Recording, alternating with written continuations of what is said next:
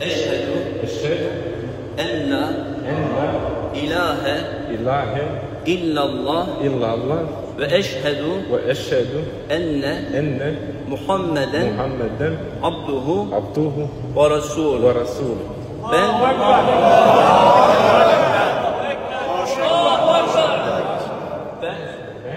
şahitlik ederim ki Allah'tan başka ilah yoktur.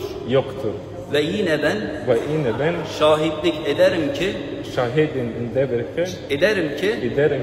Muhammed aleyhisselam Allah'ın kulu ve Resulüdür.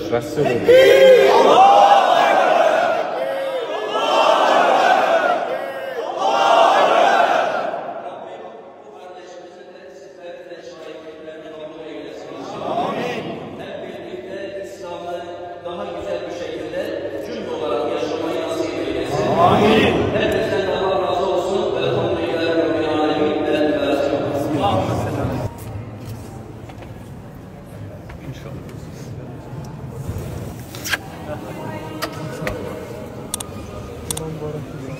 Çok şey